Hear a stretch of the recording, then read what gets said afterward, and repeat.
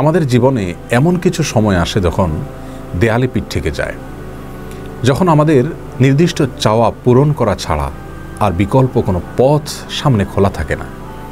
এ ধরনের পরিস্থিতিতে আল্লাহ রাব্বুল আলামিনের কাছে আমাদের মনের একান্ত কামনা বাসনাগুলোকে পূরণ করবার জন্য একটি বিশেষ পথ বাতলেছেন আমাদেরকে প্রিয় নবী সাল্লাল্লাহু আলাইহি ওয়াসাল্লাম, আর সেটি হলো ইসমে আযম। ইসমে আযম মানে হলো মহান নাম। আল্লাহ রাব্বুল আলামিনের এই ইসমে আযম তথা মহান নামের মাধ্যমে কোনো কিছু চাওয়া হলে তিনি সেটা পূরণ করেন। এই নামের মাধ্যমে আল্লাহকে ডাকা হলে তিনি সেটাকে সাড়া দেন। এ মর্মে নবী আলাইহিস সালামের অনেকগুলো হাদিস রয়েছে।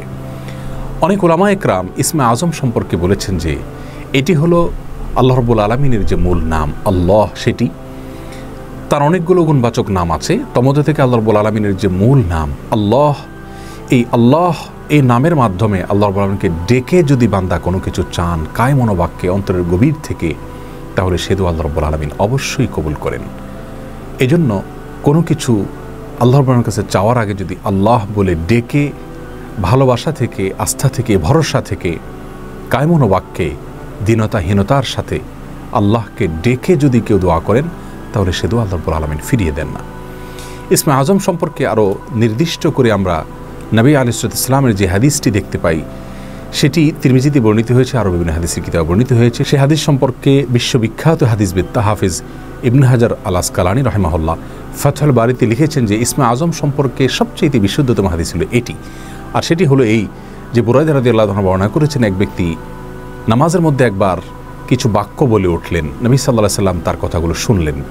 তিনি বলে উঠলেন, আল্লাহুম্মা ইন্নী আসআলুকা বিআন্নী আশহাদু আন্নাকা আনতাল্লাহ লা ইলাহা ইল্লা আনত আল আহাদুস সামাদ আল্লাযী লাম ইয়ালিদ ওয়া লাম ইউলাদ ওয়া লাম ইয়াকুল লাহু কুফুয়ান আহাদ। তার মুখে এই বাক্যগুলো শুনে নবী আলাইহিস সালাম বলেছেন, নিশ্চয়ই এই লোকটি ইসমে আযম পাঠ করেছে। ইসমে আযমের মাধ্যমে আল্লাহ রাব্বুল আলামিনের কাছে কোনো কিছু চাওয়া হলে তিনি সেটা ফিরিয়ে দেন না। এর মাধ্যমে আল্লাহকে ডাকলে তিনি অবশ্যই তাতে সাড়া দেন। এই হাদিসের ভিত্তিতে অনেক মুহাদ্দিসিন ইকরাম বলেছেন এটি হলো সেই দোয়া যেটাকে ইসমে আযম বলা হয়, যার মাধ্যমে এটি পাঠ করার পর আল্লাহর কাছে কোনো কিছু পেশ করলে সেটাকে অবশ্যই আল্লাহ তাআলা পূরণ করেন। মনের যে কোনো ভালো আশা আল্লাহ তাআলা পূরণ করে থাকেন। দোয়াটি আবারও বলছি, আল্লাহুম্মা ইন্নী আসআলুকা বিআন্নী আশহাদু আন্নাকা আনতাল্লাহ লা ইলাহা ইল্লা আনত আল আহাদুস সামাদ আল্লাযী লাম ইয়ালিদ ওয়া লাম ইউলাদ ওয়া লাম ইয়াকুল লাহু কুফুয়ান আহাদ। যার অর্থ হলো, হে আল্লাহ, আমি আপনার কাছে প্রার্থনা করছি এই মর্মে যে, এই জন্য যে, এই ভিত্তিতে যে আমি সাক্ষ্য দেই আপনি আল্লাহ, আপনি ছাড়া সত্যিকারের কোনো মাবুদ নেই, আপনি কারো মুখাপেক্ষী নন, আপনি একক, এবং আপনি কাউকে জন্ম দেননি, আপনাকেও কেউ জন্ম দেয়নি, এবং আপনার সমকক্ষ আর কেউ হতে পারে না। এই বাক্যগুলো পাঠ করে আল্লাহর বড়ের কাছে কোনো চাওয়া পেশ করলে তিনি অবশ্যই সেটি পূরণ করেন। কেউ যদি অত্যন্ত সংক্ষেপে ইসমে আযমের মাধ্যমে দোয়া করতে চান, তাহলে তিনি আল্লাহ রাব্বুল আলামিনের প্রতি আন্তরিকতা, ভালোবাসা, শ্রদ্ধা, বিশ্বাস, ভক্তি এবং ভরসা রেখে আল্লাহকে ডেকে ডেকে মায়ার সাথে, মমতার সাথে, আল্লাহর অনুগ্রহগুলোর কথা স্মরণ করে আল্লাহকে ডেকে ডেকে তার মনের চাওয়াগুলো পূরণ করবেন। এটা হবে ইসমে আযমের সবচাইতে ছোট ভার্সন।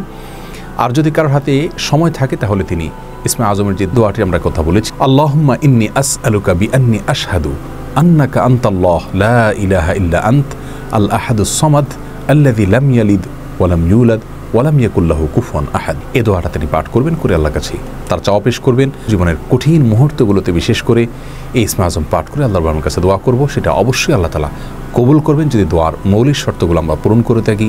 হালাল বক্ষণ করা, কায় মনোবাক্যে দোয়া করা এবং দোয়ার ক্ষেত্রে আন্তরিকতা এবং ঐকান্তিকতা থাকা, এই বিষয়গুলোকে যদি খেয়াল করে আমরা দোয়া করি, ইনশাআল্লাহ বিইذনিল্লাহ আল্লাহ তাআলা আমাদের সে দোয়া পূরণ করবেন।